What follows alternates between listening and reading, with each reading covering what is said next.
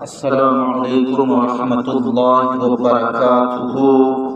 الحمدللہ وکفا والسلام علی عبادہ الذین اصطفا، اما بعد فاعوذ باللہ من الشیطان الرجیم، بسم اللہ الرحمن الرحیم۔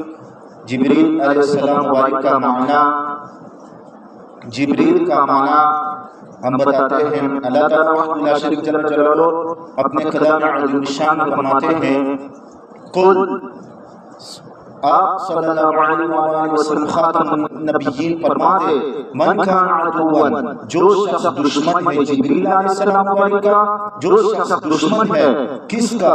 جبریل علیہ السلام وبارک کا۔ امام بخاری رحمۃ اللہ علیہ فرماتے ہیں کہ جبرائیل کا جو معنی جبرائیل جو جبر کو جیم کے کسرے کے ساتھ یعنی زیر کے ساتھ بھی پڑھ سکتے ہیں، اور جبر یعنی جیم کے زبر کے ساتھ بھی پڑھ سکتے ہیں۔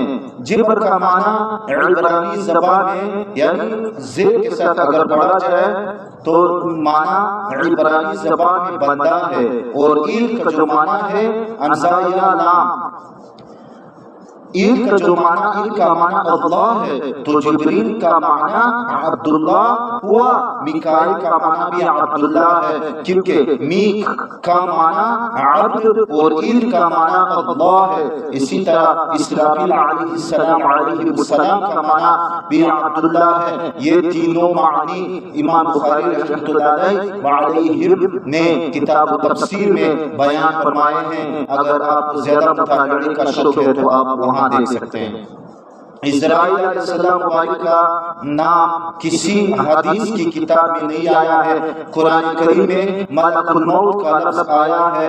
البتہ حافظ ابن حجر عسقلانی رحمۃ اللہ علیہ بڑے محدث ہیں، انہوں نے فتح الباری میں بعض صحابہ کرام رضی اللہ تعالیٰ عنہم اجمعین سے اور تابعین رحمۃ اللہ علیہ سے اسرائیل نام نقل فرمایا ہے، تو تینوں کی مناسبت سے معلوم ہوتا ہے کہ اسرائیل کا معنی بھی عبداللہ ہی ہے۔ سمجھ میں آ رہا ہے؟ توجہ سے دیکھیں۔ حضرت صلی اللہ علیہ وسلم خاتم النبیین کا حضرت جبرائیل امین علیہ السلام وبارک کو دیکھنا۔ حضرت صلی اللہ علیہ وسلم خاتم النبیین نے جبریل علیہ السلام وبارک کو اصلی شکل میں دو دفعہ دیکھا ہے، ایک دفعہ زمین پر اور دوسری مرتبہ معراج کی رات آسمانوں پر۔ آپ صلی اللہ علیہ وسلم خاتم النبیین نے فرمایا کہ میں نے دیکھا ان کے 600 پر تھے اور انہوں نے سارے افق کو گرا ہوا تھا۔ ان دو مرتبہ کے علاوہ جب بھی جبریل امین علیہ السلام وبارک تشریف لائے، یا تو حضرت وحیہ بن خلیفہ کلبی رضی اللہ تعالیٰ عنہ وعنہم اجمعین وبارک کی شکل میں یا پھر کسی دیہاتی کی شکل میں لاتے تھے۔ یہاں پہ ایک اور جواب جو ہے وہ مل گیا ہے۔ یہ مماثل حضرات بدبخت کہتے ہیں، ان کو اللہ تعالیٰ جل جلالہ ہدایت نصیب فرمائے۔ یہ بدبخت کہتے ہیں کہ نبی کریم صلی اللہ علیہ وسلم خاتم النبیین جب معراج شریف پہ گئے، معراج شریف پہ تشریف لے گئے، جبریل معراج شریف پہ جب تشریف لے گئے تو کس طرح تھا؟ اس کا یہ روحانی طور پہ گیا، یہ بدبخت کہہ رہے ہیں، مگر ہم لوگ کہتے ہیں کہ جسمانی طور پر۔ دیکھو بھائیوں، آپ ادھر دیکھو کہ اگر حضرت رسول اللہ صلی اللہ علیہ وسلم خاتم النبیین کا روحانی طور پر معراج کی رات عرش پہ جانا، معراج کی رات آسمانوں پر جانا، یہ اگر روحانی ہوتی تو یہ نبی کریم صلی اللہ علیہ وسلم خاتم النبیین مبارک پھر یہ کیسے کہہ سکتے تھے کہ جبریل امین علیہ السلام مبارک کو 2 مرتبہ دیکھا ہے؟ تو ظاہر ہے کہ جسمانی طور پر گئے۔ یہ سارے نبی کریم صلی اللہ علیہ وسلم خاتم النبیین جسمانی طور پر آسمانوں پہ گئے، اگر جسمانی طور پہ نہ گئے، نہیں جاتے تو یہ نہ فرماتے کہ دوسری مرتبہ، تو فرماتے کہ ایک مرتبہ۔ سمجھ میں آ گیا؟ جی۔ یہود کی جبریل امین علیہ السلام والی سے دشمنی، اللہ تعالیٰ وحدہ لا شریک پاک فرماتے ہیں من کان عدوا لجبریل، جو شخص دشمن ہے جبریل امین علیہ السلام والی کا، فإنه نزل له، پس بے شک اسی نے نازل کیا ہے اس قرآن کریم کو، علی قلبک، آپ صلی اللہ علیہ وآلہ وسلم خاتم النبیین کے دل پر، بإذن اللہ، اللہ تعالیٰ وحدہ لا شریک جل جلالہ کی رکن سے اس کے ساتھ کسی کی دشمنی کا کیا جواز ہے؟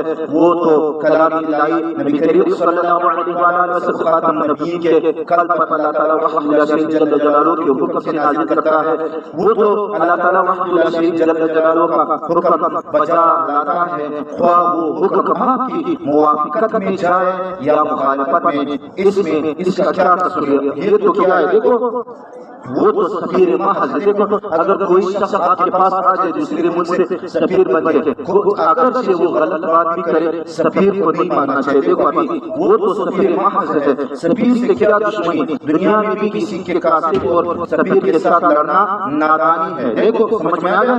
یہی وجہ ہے کہ اس وقت بھی بین الاقوامی قانون یہی تھا کہ سفیروں کو کچھ نہ کہا جائے، چنانچہ جناب نبی کریم صلی اللہ علیہ وآلہ وسلم خاتم النبیین کے پاس ثمامہ بن اسال اور عبداللہ بن رواحہ آئے، آپ صلی اللہ علیہ وآلہ وسلم خاتم النبیین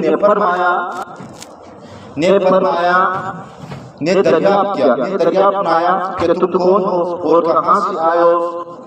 کہنے لگے ہم یمامہ سے آئے ہیں، یمامہ عرب کے ایک مشہور قبیلے کا نام ہے، وہاں کے ایک بڑے رئیس مسلمہ کذاب بدبخت خبیث نے نبوت کا دعویٰ کیا تھا، تو کہنے لگے ہم یمامہ سے آئے ہیں، ہمیں ہمارے نبی مسلمہ کذاب بدبخت زندیق دجال میں بھیجا ہے، اس کا پیغام آپ صلی اللہ علیہ وآلہ وسلم خاتم النبیین کو پہنچانے کے لیے آئے ہیں۔ اس نے کہا ہے کہ تم نبی کریم صلی اللہ علیہ وسلم اس بدبخت نے کہا ہے کہ تم میرے ساتھ صلح کرو، اس طرح کہ شہری علاقے کے تم نبی اور دیہاتی علاقوں کا میں نبی ہوں، یا تم مجھے لکھ دو کہ تمہاری وفات کے بعد میں نبی ہوں گا اور تمہارا خلیفہ ہوں گا۔ آن حضرت صلی اللہ علیہ وآلہ وسلم خاتم النبیین نے ان سے پوچھا کہ وہ حقیقتاً سچ مچ نبوت کا دعویٰ کرتا ہے اور تم اس کے ماننے والے ہو؟ کہنے لگے ہاں، ابو داؤد شریف کی روایت ہے، آن حضرت صلی اللہ علیہ وآلہ وسلم خاتم النبیین نے فرمایا اگر بین الاقوامی طور پر یہ قانون نہ ہوتا کہ قاصدوں اور سفیروں کو قتل نہیں کیا جاتا، میں تمہیں قتل کر دیتا، اس قول کی وجہ سے کہ تم مسلمہ کذاب کو نبی مانتے ہو، کیونکہ ختم نبوت کا منکر قاعدے کے مطابق واجب القتل ہے۔ منکر ختم نبوت کی سزا ابھی بتایا جا رہا ہے، وقت گزرتا گیا، حضرت عبداللہ بن مسعود رضی اللہ تعالیٰ عنہ کوفے کے گورنر مقرر ہوئے، ایک دن کوفے کے چوک میں تشریف لائے، ایک آدمی کی طرف غور سے دیکھتے ہوئے کھڑے ہو گئے، حالانکہ کھڑے ہونے کا نہ ہی معمول تھا اور نہ ہی عادت تھی اور نہ ہی اس طرح غور سے دیکھتے تھے، اچھی طرح قریب سے جا کر دیکھا اور فرمایا بھائی جی آپ کا نام کیا ہے؟ اس بدبخت نے کہا بتایا میرا نام عبداللہ بن رواحہ ہے۔ فرمایا تم حضرت صلی اللہ علیہ وآلہ وسلم خاتم النبیین کے دور میں آپ صلی اللہ علیہ وآلہ وسلم خاتم النبیین کی خدمت میں حاضر ہوئے تھے؟ کہنے لگا ہاں میں تھا اور میرے ساتھ ایک اور ساتھی تھا، ہم اپنے نبی مسلمہ کذاب بدبخت زندیق دجال کا پیغام لے کر آئے تھے۔ ہم فرمایا اب بھی تو مسلمہ کذاب کو بھی مانتا ہے؟ اس بدبخت نے کہا کہنے لگا ہاں اب بھی اس کو نبی مانتا ہوں۔ حضرت عبداللہ بن مسعود رضی اللہ تعالیٰ عنہ مبارک نے اپنے کارندوں کو حکم دیا خذوہ، اس کو پکڑو، چنانچہ اس کو گرفتار کر لیا گیا۔ فرمایا اس وقت حضرت صلی اللہ علیہ وآلہ وسلم خاتم النبیین نے تجھے اس لیے چھوڑ دیا تھا کہ تو قاصد اور سفیر تھا، آج تو قاصد نہیں ہے، اپنے اس گندے عقیدے سے توبہ کر لے ورنہ میں تیرا سر قلم کر دوں گا۔ اس نے کہا کہ عقیدہ تو کوئی نہیں چھوڑتا، جس طرح آج کل کئی جانی زندیق دجال بدبخت ڈٹے ہوئے ہیں۔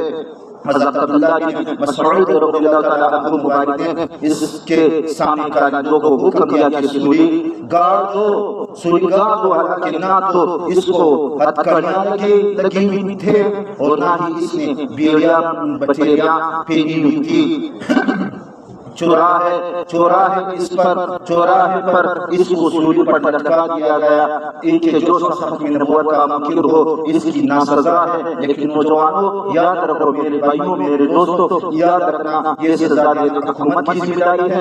شریعت عوام کو اجازت نہیں دیتی کہ جو کافر ہو، مرتد ہو، اس کو قتل کر دو اور چور کے ہاتھ کاٹ دو۔ زانی اگر شادی شدہ ہے تو اس کو سنسار کر دو، اگر شادی شدہ ہے تو کوڑے مارو، یہ اور شرابی کو کوڑے مارو۔ عوام اس کی مجاز نہیں، اگر خود کوئی ایسا کرے گا تو گناہگار ہوگا۔ کسی غلط فہمی میں نہ آنا۔ جبریل علیہ السلام تو سفیر ہے، آپ صلی اللہ علیہ وسلم خاتم النبیین کے دل پر قرآن اتارتے تھے۔ اللہ تعالیٰ جل جلالہ کی اوٹ سے مصدق کلمہ بین یدیہ، قرآن کریم تصدیق کرنے والا ہے ان کتابوں کی جو اس سے پہلے نازل ہوئی ہے، وہ میں نے بتایا ہے۔ وہ ہدی و بشریٰ للمؤمنین، اور ہدایت اور خوشخبری ہے ایمان والوں کے لیے، ماننے والوں کو رب تعالیٰ کی رضا اور جنت کی خوشخبری سناتا ہے۔ فرمایا من اللہ تعالیٰ نے اعوذ باللہ من الشیطان الرجیم من کان عدوا للہ، جو شخص دشمن ہے اللہ تعالیٰ وحدہ لا شریک جل جلالہ کا، وملائکتہ اور اس کے فرشتوں کا، ورسلہ اور اس کے رسولوں کا، وجبریل و میکائیل اور جبرائیل اور میکائیل علیہما سلام۔ ان دونوں فرشتوں کا ذکر خصوصیت کے ساتھ اس لیے کہا، حالانکہ ملائکہ میں یہ بھی شامل ہے کیونکہ ابن سوریہ نے ان کے نام دیے تھے۔ اللہ تعالیٰ وحدہ لا شریک جل جلالہ فرماتے ہیں فإن اللہ عدو للکافرین، پس بے شک اللہ تعالیٰ وحدہ لا شریک جل جلالہ دشمن ہے کافروں کا، جو اللہ تعالیٰ وحدہ لا شریک جل جلالہ کے احکام کا انکار کرتے ہیں، اس کے رسولوں کا انکار کرتے ہیں، اس کے فرشتوں کا انکار کرتے ہیں۔ جبریل علیہ السلام اور حضرت میکائیل علیہ السلام کے ساتھ دشمنی رکھیں گے۔ الحمدللہ ہمارے اور آپ کے آج کی تفسیر کو سمجھ میں آ گیا۔ اس بھائی کو جس جگہ بھی سوال پیش ہوا ہے سوال پوچھ سکتا ہے، تفسیر کے اندر ہی سوال وہ پوچھ سکتے ہیں۔ وآخر دعوانا، جو سوال ہو وہ بھائی پوچھ سکتے ہیں، جو سوال ہے وہ بھائی پوچھ سکتے ہیں۔ وآخر دعوانا ان الحمدللہ رب العالمین۔